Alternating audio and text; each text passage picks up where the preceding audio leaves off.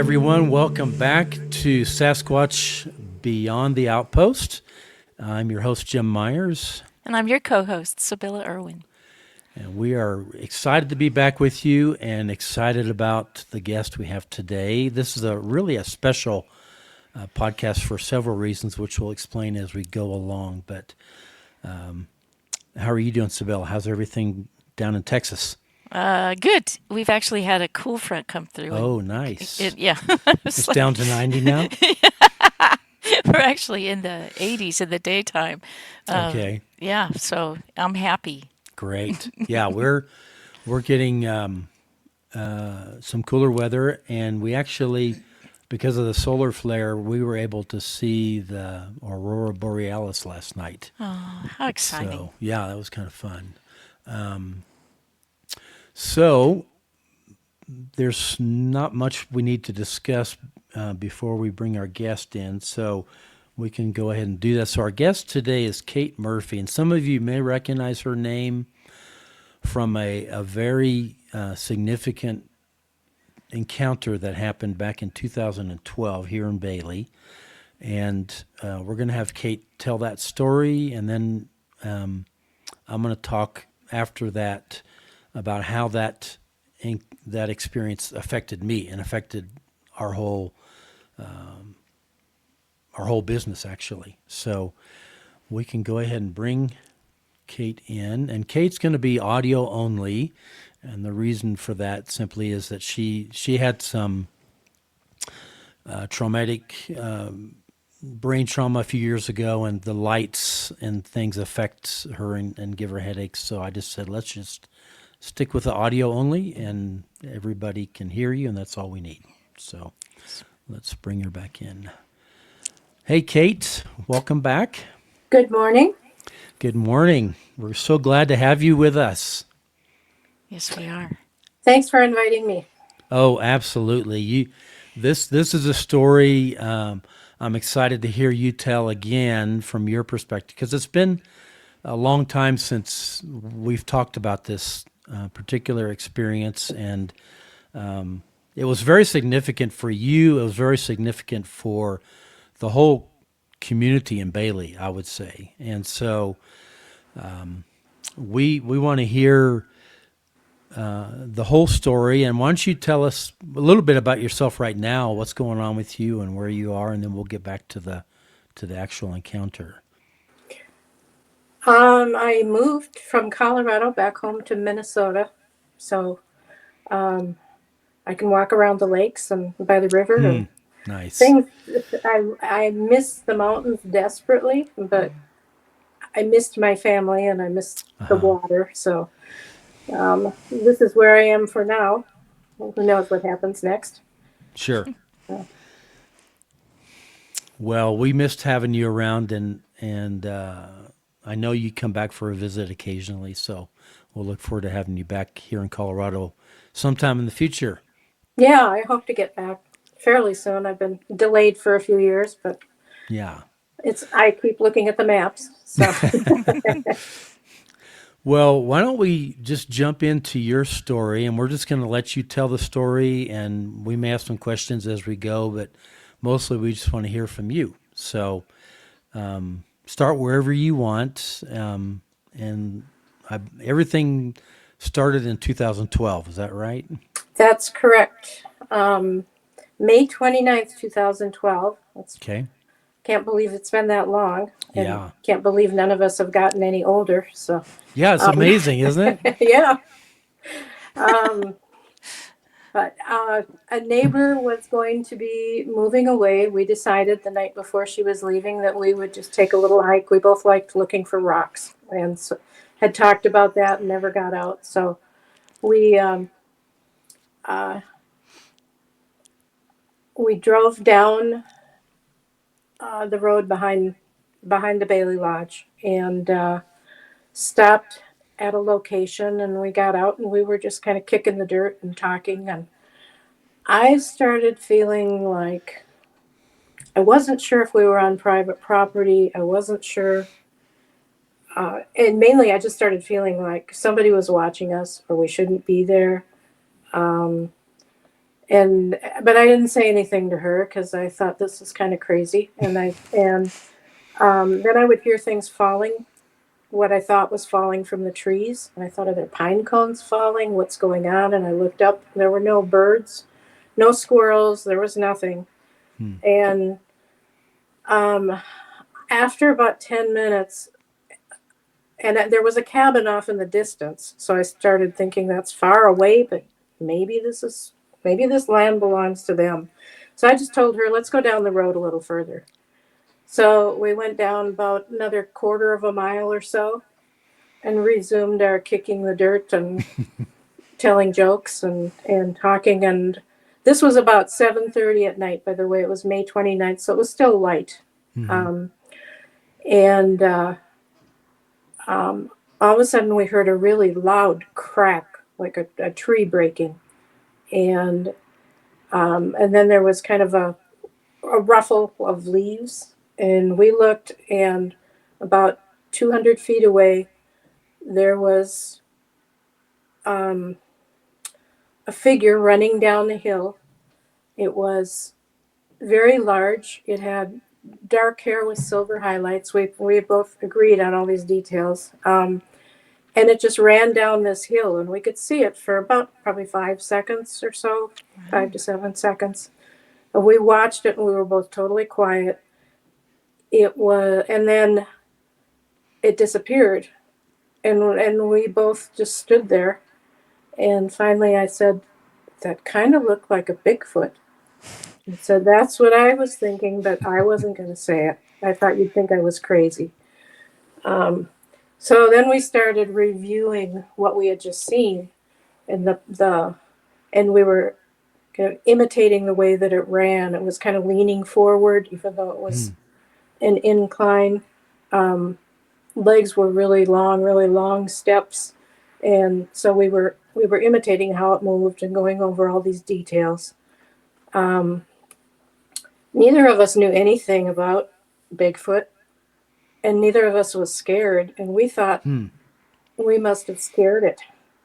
So we started calling out, "Hey, come on back. We won't hurt you. Come on back." And now So you weren't afraid, obviously. we weren't afraid, and we've laughed about it after that, thinking, what were we doing? And then we started looking around trying to find where it went, and that was just for a couple minutes, and it was very dry. It was a drought, so we couldn't see any footprints in the pine needles, and we really didn't even know how to begin looking. We just walked in the direction that it had run.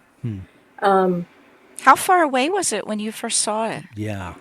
It was about 200 feet, Oh, that's close. That's pretty close. 250 feet. And Yeah. if I remember the setting when you took me there later, it was kind of you were kind of on this ridge, and there was a gully, Yep. and then another ridge, and he ran down that other ridge. Yep.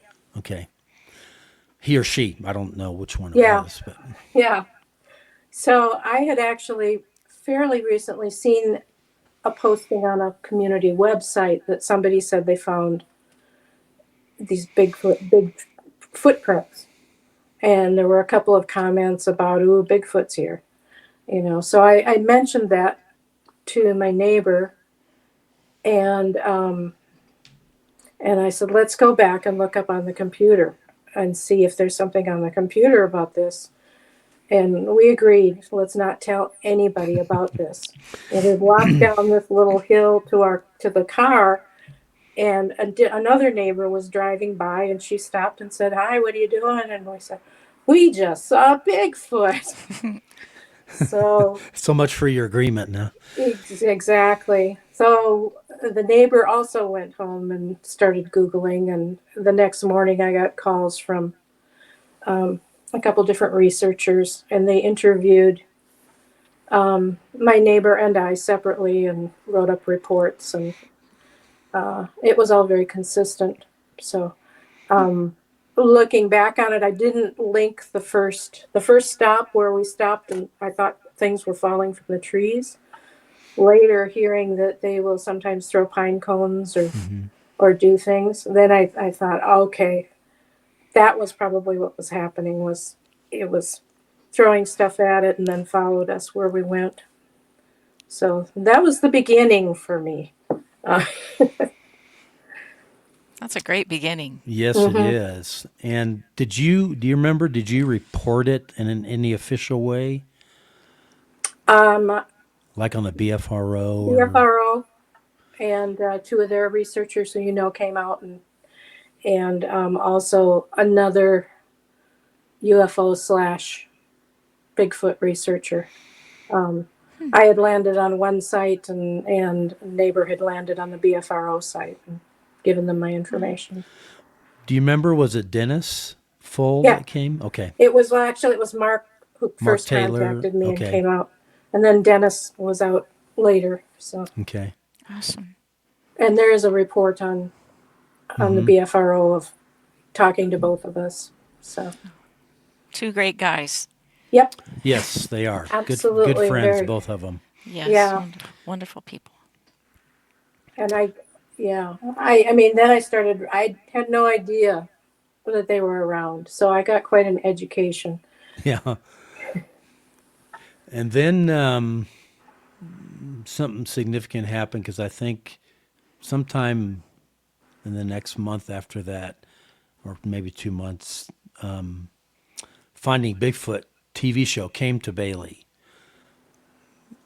And it seems, if I remember correctly, it was in part or maybe mostly because of your sighting. Is that right? No, I think they were. They knew it was. They knew it was that the general area was a hot spot. So Okay. I just happened to be one who agreed to speak up, which I Okay. kind of regret in hindsight. I don't think I was ready, but um, anyway. Which is understandable. I mean, who's ready for, you know, those kinds of being very public about things, and anybody that didn't know at that point knew that you had seen a Bigfoot. So, Hmm. but I Yeah. remember several people stood up at that meeting. Hmm. So it certainly wasn't you alone. There was maybe No. 7 or 8 people that stood up and told stories. Yeah, and they didn't hear from everyone who was there. So Right. and Dennis and Mark had said it was there was always activity and or it was the Bigfoot Highway. Um, so at that time anyway. So Yeah. and then after that, I was extremely busy at my job, so I would try to research and do or learn more, and then do what I had to do. But a few months later, I guess it was about 6 months later, there was there was a track line in the snow on the property, and it was you've got pictures of that, Jim. They were 7 to 8 feet apart and about I think 18 to 20 inches. They were large. Yeah. Yeah. This is a different time, but Hmm. Oh, okay. the red arrows indicate what you believed were Sasquatch tracks, right? Is this at the same location? Same location, but a different Okay. time. Wow, though, look I at the Look at the stride length. stride there. That's a huge stride. Yeah, and there were a few times when there were track lines like that, and they were all about that same stride length. And Wow. How close to the cabin that you were? Were these? Or is this the this is Bailey? the Bailey Lodge, and Yeah. yeah, I had a cabin at the end of the property where I Okay. lived, So and this that is that like close to Yeah. yeah, where you were staying. And it there's was there's houses all around this area. yeah, Wow. yeah, and that was. I mean, if I would have stayed up all night, I probably could have Sure. So seen things because there were enough track lines that. so there it heads right to that fence line. Yeah. Hmm. Did it continue? Like did it just step over there and continue the track line? It the first one that we found, it stopped at the track line, but then there were no more tracks. I mean, it stopped at the The fence, but fence then there line. were, yeah, fence line, and there were no more tracks. Um, Going down the other direction, Remember, Jim, that first track line, it came to a fence and it stepped right over it. Stepped over the fence and just kept going into the Yeah, woods. wow. Oh And it gosh, was that's like a amazing. 4-foot fence. Yeah. And people wanted to, I remember distinctly other people wanting to poo poo this because they said, well, of course there's tracks found there because that's where Kate saw Bigfoot, quote unquote. And like we were faking it or somebody was faking it. And you can't fake a 7 to 8 foot stride with and the only way we could do that, anyone could do that, would have been to wear stilts. And there was no sidestep, no misstep. They were in line, 7 to 8 feet apart, and went straight up the very steep hill that I couldn't even. I had to sidestep up that hill. It was so steep, and these tracks just went tuk, tuk, tuk, tuk, straight up and then over the fence and kept going. And Wow. it was amazing. But these look like, in this picture, it looks like it's walking away from us. I can see toes on the front Yep. end. Correct. But what a stride. I wish we had the measurement of that stride. That was, That was about, it was about 7.5 feet. yeah, I was going to say, it Yeah. looks like it. Because I Even did more. measure it. And all those other that was where people walk their dogs and Right. stuff. So, So it's right in the midst of everything else going on there because there's a lot of people around that area. Was there a dumpster or anything close to this that they might have at been the using? other end of the property there was? Or Yeah. let me think. Uh, back on Not that that- side was there? I don't remember. Not at that time. So There what do you was think? for a while at one time. What do you think the draw was? Why do you think it was there? Do you think it was looking in your windows and stuff like that? I think in hindsight, realizing that I would hear knocks on the cabin and Ooh, stuff, they that's- probably were, but Dennis and Mark, the river was right there. And so it looked like it was walking down to the river and then walking back. Okay. Whether it went across the river and beyond, I don't know. Is that, Jim, did you have a theory on that? No, but it just, and for all we know, I haven't been back to Bailey Lodge in years to look. They could still be walking through that area. So Yeah, they could be, although there's been more construction right where they walked at the top of that hill. yeah. There's a couple of houses there now and stuff, so. But it's funny because people just, you would think when people find things like this that they would come and tell us we're literally right down the street at the Sasquatch Outpost, and they don't. People don't. They'll tell other people, and probably a dozen times I've had friends say, yeah, I heard this person telling me about this Bigfoot sighting in Bailey, and I told them to go talk to you, and they don't. So Isn't that, isn't there's that some funny? stigma or something about it, but Yeah, I think there's think- less, but yeah. I think a lot of people, at least I've heard this throughout the years, they're afraid that cameras are going to show up at their door.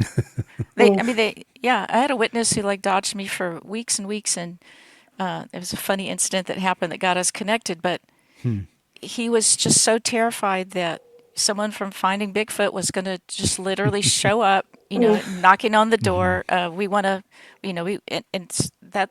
A lot of people don't want to share what they've Right. seen, Mm-hmm. and they don't want other people to know. They know what they saw, but they don't Right. want to go public with it, and I completely understand that. Well, it's a True. for me, it was a challenge to my Reality. reality, my whole Yeah. belief system. And well, so that's understandable. So you and your neighbor had this sighting, and then you talked to some researchers, and so how did it change the way you were behaving around your cabin after you had that sighting? And how far away was your sighting from where your cabin was? it was about maybe a half a mile. Oh, that's close. If that, yeah. Yeah, if That's that. very. And I didn't really change my behavior in my cabin because it wasn't until a lot later that I started realizing there are Oh, there were knocks, and there were, I felt like somebody was looking in my window. I just thought it was a crazy neighbor or something. And I was really busy. And for a while, I rented that cabin out to a couple different friends, and I went back to them a couple of years ago, and I said, "When you were renting that cabin, did you ever feel like there was anything going on, something strange?" And they both said it had a weird feel, and it felt like somebody Oh, was looking in. So, and there were a couple times when I worked really late in the office, which was uh, a few hundred feet away. But I would go to my cabin about midnight, and three times as I was walking from my car to my cabin door, I heard this really shrill whistle, like somebody whistles to get your attention, and it was coming from that ridge. Oh, wow. at So, midnight. yeah. I don't think there's too many people standing around at midnight Uh-huh. whistling. Ooh, You know how steep that was. Oh So, yeah, very. how did you feel whenever you would hear that? at the time, I still I wasn't afraid. I just thought, what is that? That's weird. That's interesting. And then I thought, well, maybe it's Bigfoot, Wow. and I wasn't afraid. I just thought, this is amazing. And then I started really paying attention more to, uh, Wow. looking for footprints, instead Right. of looking around at the mountains, I'd look down at the ground all the time. Um, so, And then you moved to a different cabin, some distance away, still in Bailey, and more things happened. Is that right? oh yeah. Oh yeah. So do you think it was the same That's a great Sas- question. Yeah. Sasquatch family that you were interacting with at the new place you moved to, the remote cabin? Do you think it was the same people? That's my gut instinct is it was the same. And from the first sighting where, you know, what one was probably throwing pine cones and just teasing us and then showed himself. Um, and then paying more attention to the things that happened at the Bailey Lodge property. Um, a lot of it just felt like kind of teasing, making an effort. And then when I moved, it was the same kind of stuff. Um, it just felt like kind of a friendly interaction. It wasn't overt aggression. Didn't feel like aggression. No, Okay, no, that's good. And are we talking miles, like miles from one point to the other? Oh, maybe a mile maybe a mile. Yeah. from the Bailey Lodge property to this my other cabin. So Wow. Wow. That's nothing No, for it's nothing. for yeah, those guys. Yeah. It makes you wonder though, like how did they I'm sure there's a lot of theories about this, but how did they locate her, right? Like how that's Yeah. one of those questions that right. occurs to me is what the heck happened, and Yeah. how did this happen to me? Because I wasn't going out looking for Bigfoot. I didn't know anything about it. It's like Yeah. Bigfoot found me and just somehow decided I was okay, I guess. Uh, And here people like myself and other researchers are, seeking that Constantly. kind of encounter and uh-huh. Can't doesn't have happen. it. So And when you moved to the new cabin that you moved to, I mean I know it's not new, but to your new location, how were you feeling? Like did you have an expectation that you might be seeing them or what were your thoughts about that when you moved? Yeah, I chose that location because it was a little more isolated and I'd been working a job that was just 24/7 people and I wanted to be alone. I was also very aware and hoping that there might be some interaction. I didn't Okay. expect everything that happened. And so during the daytime I was really happy. If at night I would get a little spooked. I sure. understand that. I understand that like so perfectly. I do, 100%. Isn't it funny how daytime and nighttime we feel so different? It really flips on you. Yeah. So how long were you there before you started noticing things or things started happening? Um, I was trying to think. I was actually fairly soon after I got there, um, within a few months.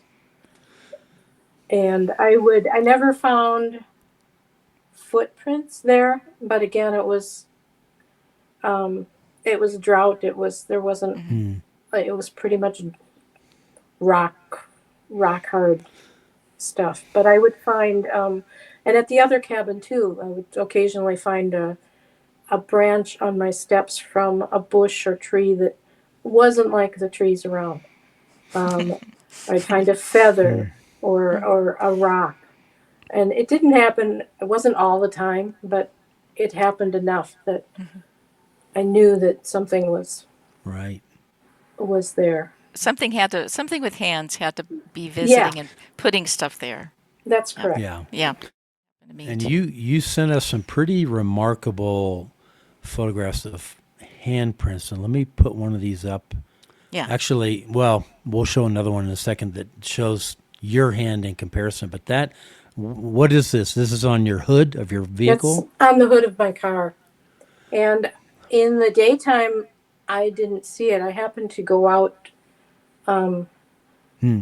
in when it was still dark in the morning, and I turned on the yard light and I looked and thought, "Oh, I mean, that is huge. I mean, it's uh-huh. hard for people who can't tell how large this is. But let me throw up the Had other that other one. one. Yeah, because Um, it's really obvious how big this handprint is it with you two. is. Let me take this one off. And that's a note, to people Yeah. who are have this happen. Always take a comparison photo for scale. Otherwise, you really can't tell how big that Yeah. handprint is. The scale aspect is just so important that you create some kind of Mhm. visual scale. Like, look So at the that. Yeah." the So that handprint up in the middle top is yours, correct? that's correct. So look at the size of the one down close to the bottom of the picture compared to yours. It's just massive. Yep. Even Yeah, this, look at mine the I measured was about 6 inches. palm. Like, look at Yeah, the it's huge. yeah. Yeah, and the one on the right was about the same size. The mark underneath it, I held my hand over it to try to, when I first saw it, to try to get an idea of how big it was. But I had a baggy jacket on, so the sleeve The dragged on the sleeve, Sleep hood. right? made that Yeah. shape. Yeah, it's Wow. times like this when we're glad that our vehicles are dirty because it leaves these kinds of marks. A clean vehicle, you'd never see this, but Mhm. So what do you think it was doing? Do you think it mhm. was like put its hand there and looking into your car, or what do you think it was doing? Well, it could have been. Someone had given me a necklace that had a little metal Bigfoot, and I had hung it over my rearview mirror, and it was always there. And um, it's still there actually, different car, but it's in Hmm. the same place. But I looked at it and I thought, were they looking at my necklace? Wow. And then, I mean, this is going to sound woo, perhaps, but 3 different times, I mean, that necklace was wound really tightly around the mirror. And 3 different times I got into my car, which was locked because I was a city girl and never got out of the habit. And the necklace was on the floor. Hmm. And What? I would put it back up. And then another week or so later, it was on the floor. Oh All my this, goodness. all these, and and when I switched cars, I mean, all these years since that was 2016 when that happened, it's never fallen off. So, Are you saying that it was wound around your mirror? yeah, Wow. So not only was it wound around your mirror, but also it would be on the floor. yeah. So I don't In know how it inside happened inside the In vehicle. inside the vehicle, which was locked. what So, the What the heck? what and the I thought I think I sent a picture of that. I can resend it if you want. And It was, I think I okay, sent. And this is the same period, this print, but just on a window?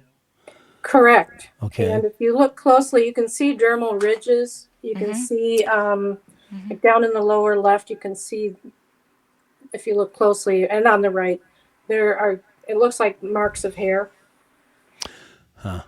Wow. Yeah, it's fascinating. God, it's huge. Look at the size of the palm is Yeah. something that And just there's Yeah. another great one of this one. Let me find it here. amazing. There was Yeah. another big one on the back, too.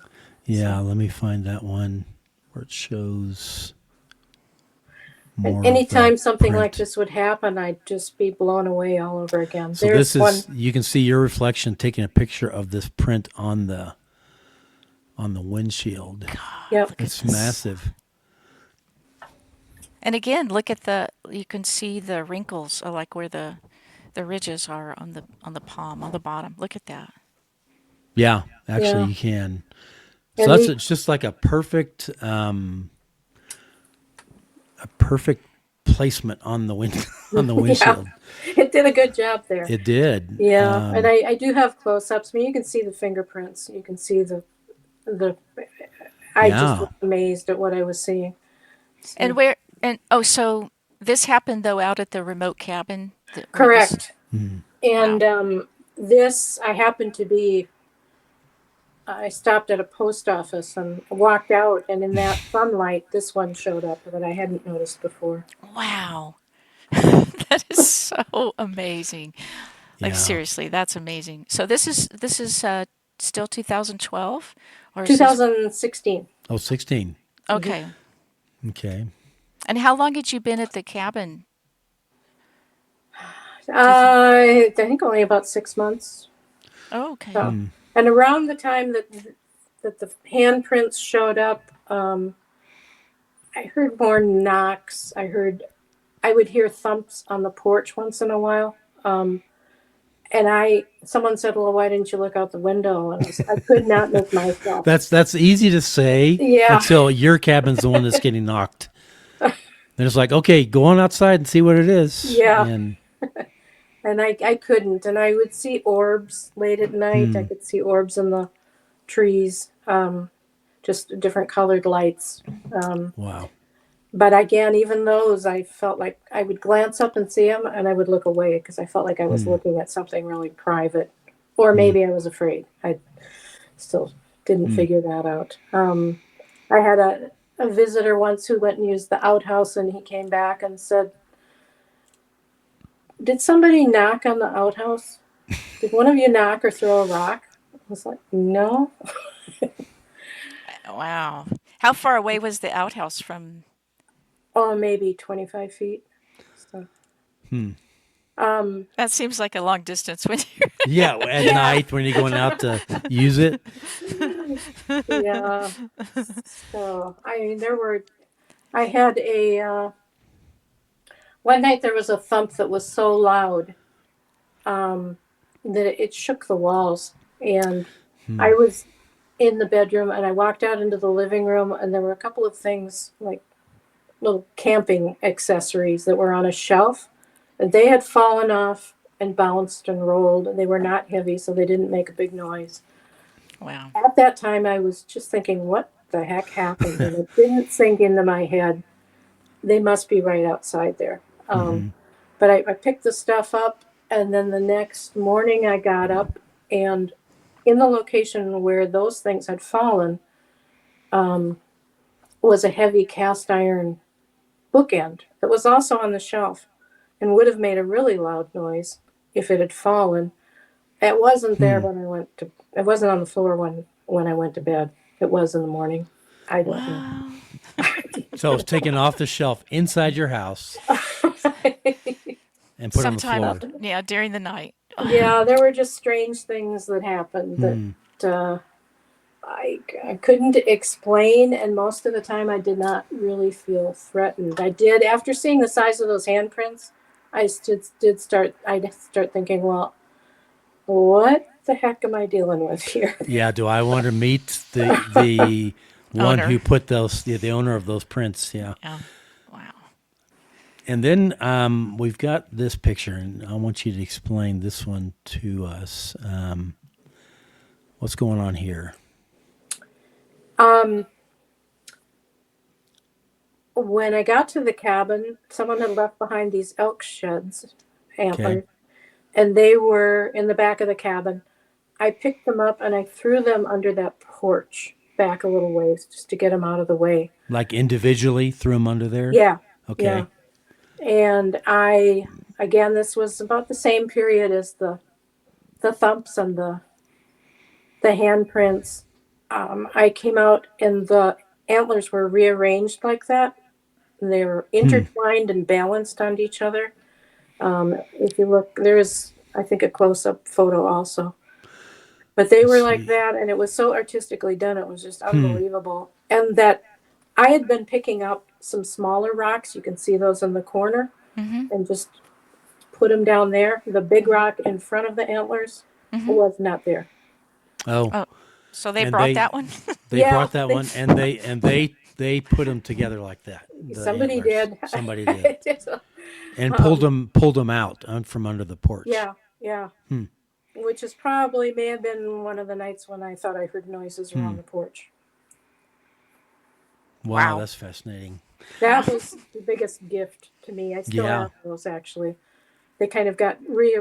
I tried to arrange them and tie them together in a similar way, but it was so intricately done that it was hard to How duplicate. many antlers are there in this little group? I think there were three. 3. Okay. Wow. Interesting. But again, why are they doing that? We can only guess, but they clearly wanted you to see this because they brought it out from under the porch and Mm-hmm. stuck them together. So Mm-hmm. that much is pretty much clear. I would say is they want you to see this. Now, why they wanted that or why they chose the antlers, I don't know, but I that'll don't. get somebody's attention. That's for sure. Yeah, it did. Were And they it. were Oh, they go ahead. also were they also leaving things at your door at the remote cabin?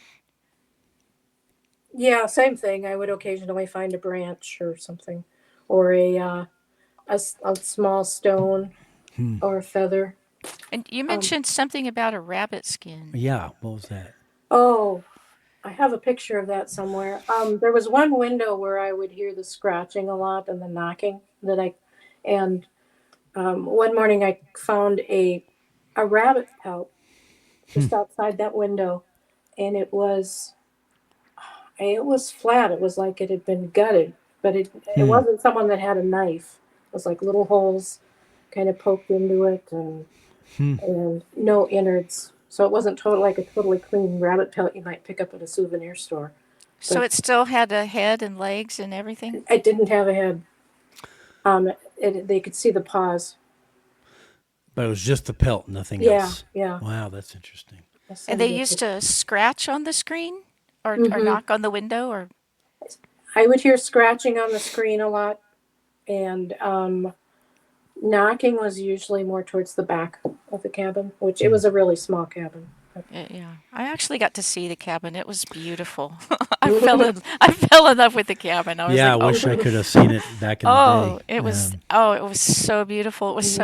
It was so quaint and I just wanted I just wanted to stay."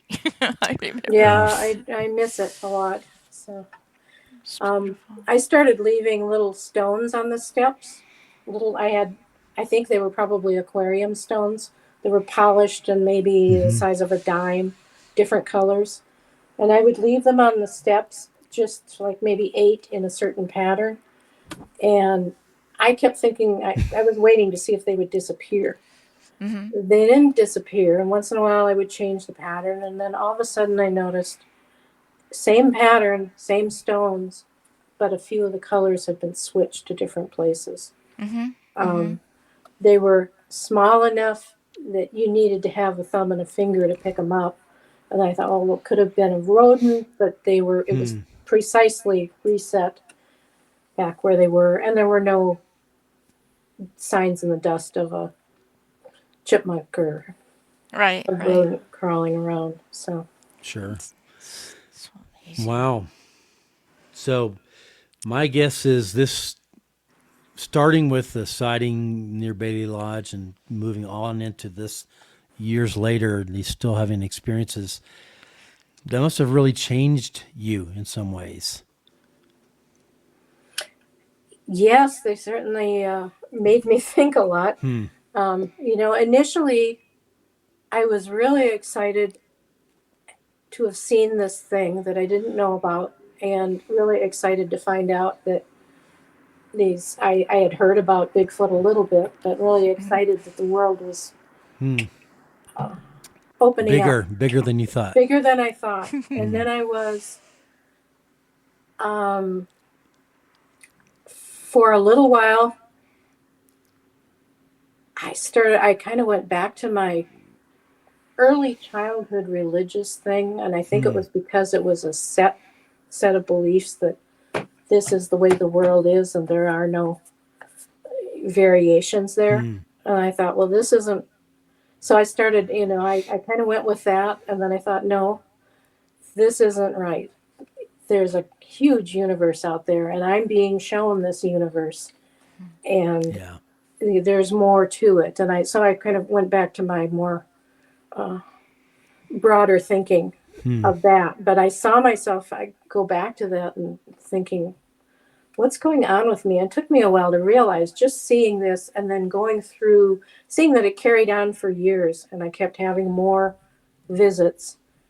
It, um, boy, it convinced me that um, we don't know it all. We don't Nobody know. knows it all. That's a great way to put that. Yeah. We don't And know it then all. for a little while, then I thought, well, I know a lot about this, and I would tell people things. Well, this is what you should do or what you shouldn't do. And then I thought, I don't know what I'm talking about. I'm not an expert. I'm not a researcher. I'm somebody who happened to have these incredible experiences Hmm. come to me. I wasn't out Right. looking. They just kept coming. And Hmm. uh, and when I had to move, I felt really sad. Yeah. But it was circumstances where I had to move. But Yeah. I try and understand things, and there's so much more emphasis on, you know, neurodiverse thinking between humans. Hmm. Different humans process things differently. Um, how much more neurodiverse are, is a Sasquatch? Hmm. It's who knows what they're thinking, and so many different cultures, and they've got their own culture. They're their Hmm. own people. They've got their customs and ways of communicating that we don't understand. Um, but we can learn, Hmm. just by Absolutely. observing, just like our neighbors in the cities. Hmm. Just Did respect. Did you ever get the feeling you were interacting with more than one, or like a family unit, or do you just feel like it was one? I had heard a couple of reports that people saw Hmm. like an adult and a child. So I kind of assumed that there was more than one. Hmm. And the handprints on the car, um, to me, they indicated that there was more Yeah. than one, probably, even at that time that were there. Cool. Well, there's a thank you for sharing all that, because there's a whole different side to this encounter, because we moved to Bailey in 2012, and we started renovating this old grocery store with the intent of relaunching it as a grocery store. And our landlord at the time, who was friends with you, I don't remember how this came up in the conversation, because it wasn't like I talked to people all the time about my interest in Bigfoot. For some reason, she came to me and said, there's somebody here in Bailey that's seen a Bigfoot. And I said, really? And she told me about you. And I said, I've got to hear this story. I have to hear this story. I had never heard a story. I'd never met anyone who'd seen a Bigfoot. So I called you up and asked you to get together for coffee. And you must have been wondering, who is this guy out of the blue, just random wants to meet me? And we got together for coffee, I think at the Cutthroat Cafe next to the store. And you told me the story. And Kate, I have to tell you, it changed my life. I mean, I don't want that to sound melodramatic. It literally changed my life, because here you were, a local businesswoman. You weren't looking for this. You weren't making up stories. And here you're telling me the story that Bigfoot is real. Now, I had been interested in this topic for a long time and read a lot about them, but I always wondered, okay, could Bigfoot be real? And here I'm meeting somebody who actually saw one in the town where I'm living. And you convinced me. You were so credible. And I remember thinking, oh my God, Bigfoot really is real. And then you took me out to where you had the sighting. And I know now that it was on private property, but yeah, I thought it was public at that time too. Yeah. but you took me to this place, and the hill was quite steep, and literally you could even, this was like a month after or maybe more, you could still see the pine duff kicked up as it ran down this hill. You could see the stride.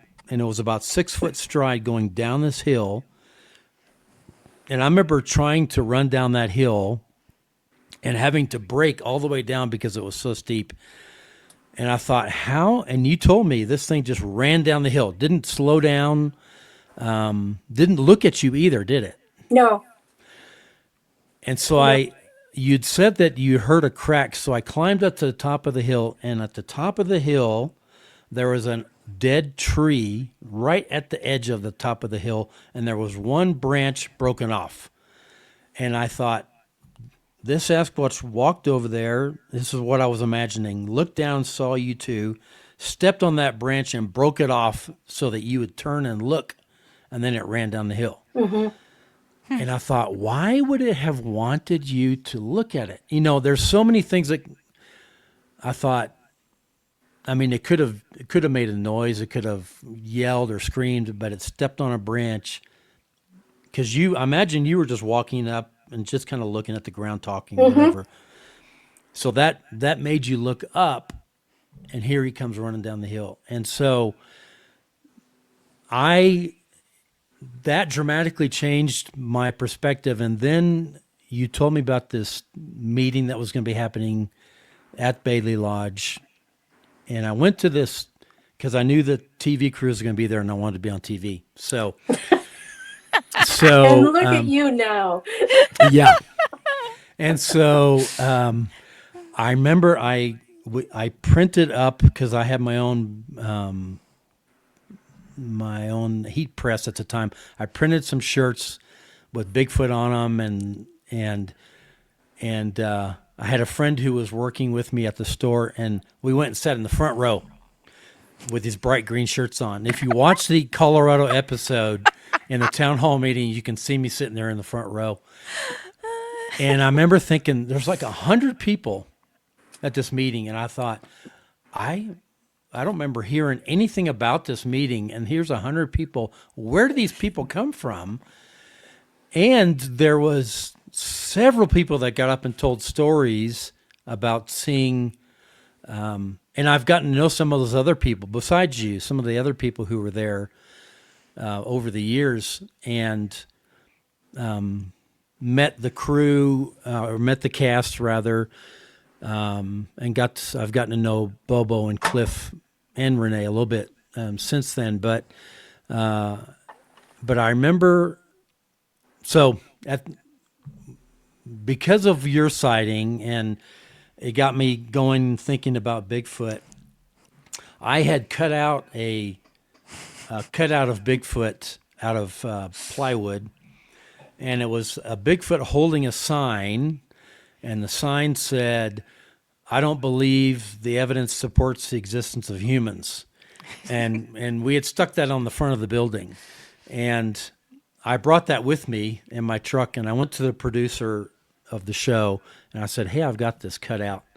He goes, "Do you want to use it?" And he goes, I may use it for some B-roll or something. Well, turns out they put it right next to the front door of the meeting room, and they filmed it as the cast walked in. They filmed this. I thought, oh, that's so cool. My Bigfoot gets to be on TV.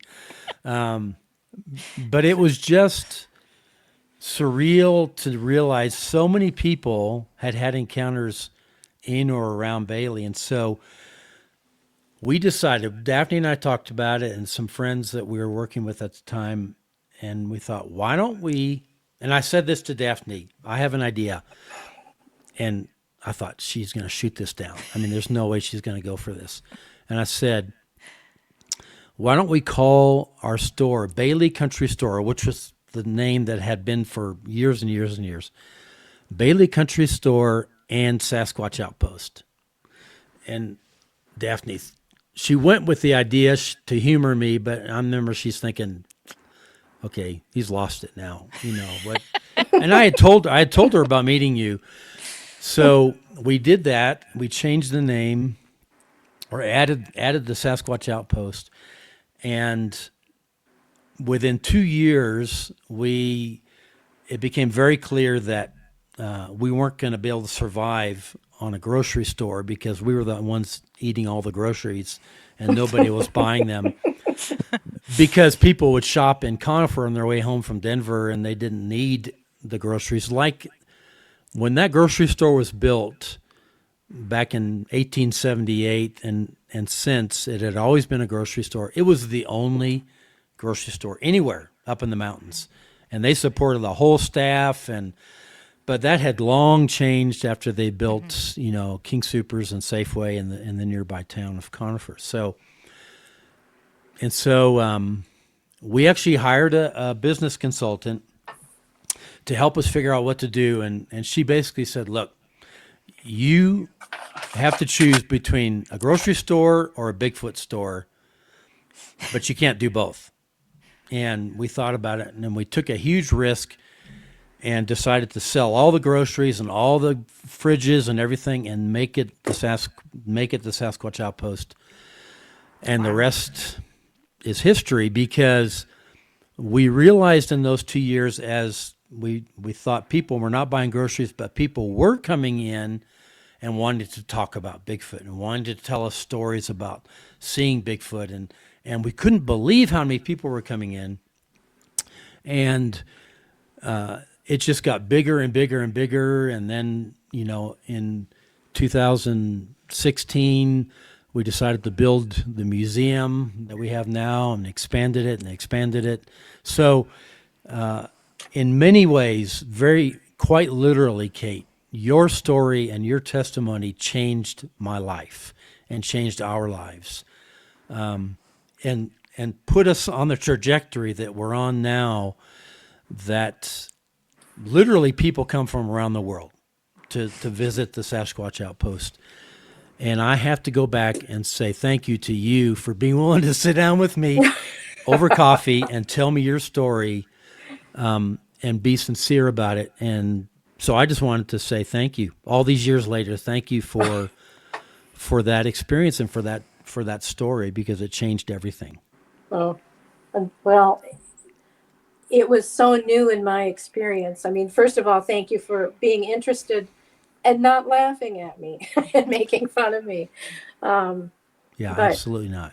it was a journey, and I was in a position where I couldn't do what you were doing, but I'm really happy for your success. I wish I could have been right next to you doing it, but you've done a lot in terms of educating. And that I was, even when we talked, I think I was still in shock and still trying to process. Yes, this is what I saw. Yes, they say they're real. They say there's a lot of them around. Um, and then the Finding Bigfoot show was. I didn't. I have to say I hadn't even watched it, and I said, "Yeah, sure, I'll be on it." Because at that time I thought, well, people ought to know that yeah, there's a Mm-hmm. Bigfoot, um, and I was so nervous and I was so busy, and then my neighbor said, "You need to have a lot of makeup on if you're going to be on the camera." Oh So my. she put all this heavy eyeliner, so I looked like a raccoon, and I was I don't so remember that, nervous. but that's so crazy. I was so nervous, and I just thought, what am I doing here? What have I gotten myself into? Mm. You know, so I try to Hmm. shove that out of my mind. But overall, the experience of Sasquatch is just, it still fascinates me. I still don't have the answers. I know what Hmm. happened. And if people want to talk about it, Hmm. that's great. It's still, I backed away from it for quite a while as far as talking to people because I just Hmm. thought I need to keep it to myself. I need to just try and put this aside. And that ended up not being so helpful. It's Hmm. been more helpful now that I'm talking to people more Oh, good. and That's great. so but I'm impressed and I've been happy, thankful for the education from, Hmm. Sibylla and Dennis and Mark Hmm. and now just imagine you're Just imagine. Well, and it was very important to me when you agreed to be interviewed. Um, I wanted everyone to know what an impact that had on me and on us and on the business, and so I wanted to do that publicly. Hmm, So thank yeah, you. very significant, very significant for us. That's amazing. Thanks. I, Yeah. I honestly felt like it was a gift to have people who were interested. Hmm. So, And now I think I've probably heard 500 testimonies at least, maybe more, and have our own experiences and podcast and everything else. So it's just phenomenal. But all goes back to sitting down over coffee in 2012 and hearing a story. Amazing looking hmm. back. And what you talked about as far as why would he show, I always say he most of the Mm-hmm. time, but why keep showing himself? Mm-hmm. It's a question I ask myself, and I think, what should I do with this experience? Mm-hmm. So I've started finally digging through my notes, and I'm trying to Mm. write my notes, at least for my family, just Oh, to get things down. But it challenged me intellectually and spiritually and Hmm. absolutely. emotionally. I mean, it's just a total Hmm. different world view, I guess you could say. Mm-hmm. So, Well, you know what you know, and you know what you saw. Regardless of whether people believe you or not, you know what you saw. oh yeah, absolutely. And your friend. And it was two people, daytime. You both saw the same thing. You both agreed on what you saw. The chance of mistaken identity is virtually zero Yeah, in that and situation. we were interviewed separately by three Hmm. different people, Dennis, Mark, and another person. And it was all very consistent, Hmm. and we were deemed credible. So, Hmm.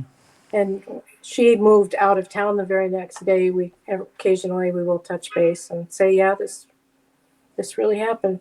Yeah. So, Yeah. Amazing. And I'm sure sometime after that, you wanted to go back to her and say, did this really happen? I mean, did we oh, I really did. see that?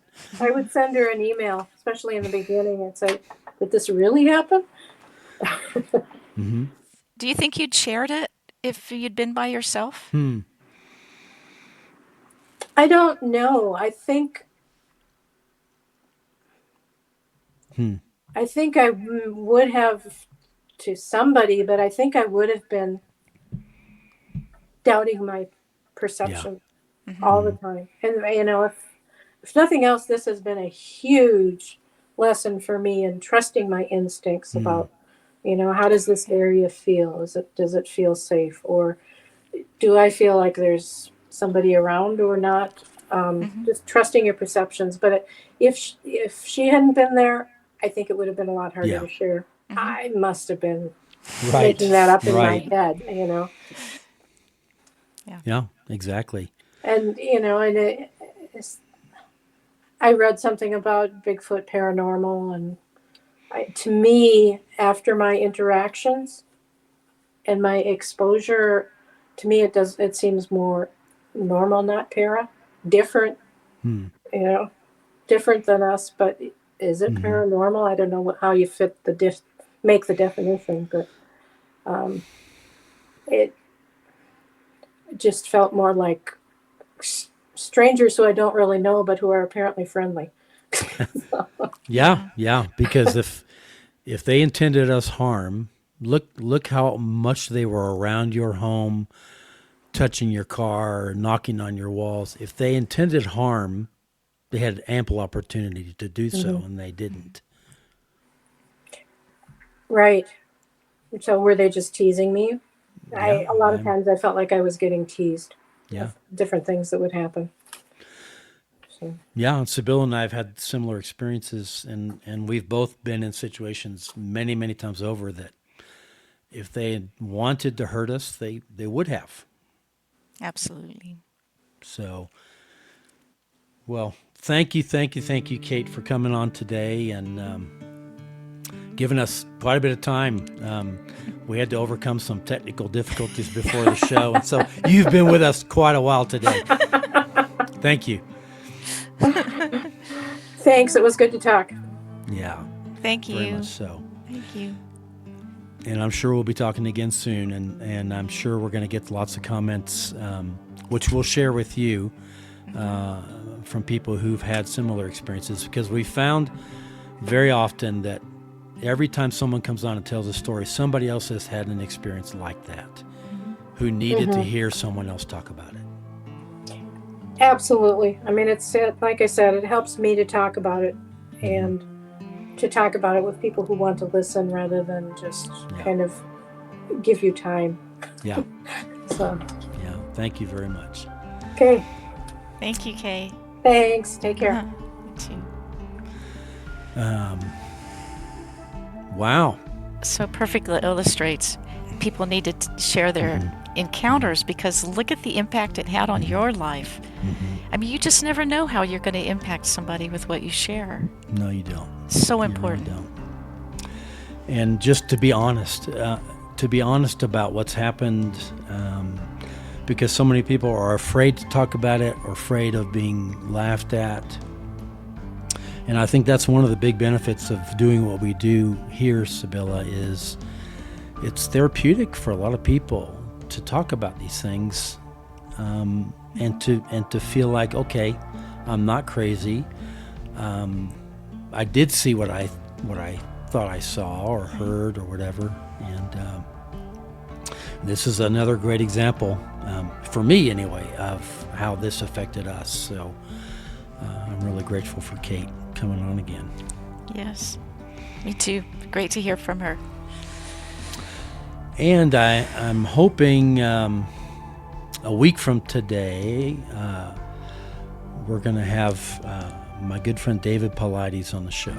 So to talk to us about a new film that's coming out that I'm very excited about. And Me too. we're going to talk about the film and who's in it and the reasons why it was made. So tune in again in a week, and we'll have another great interview.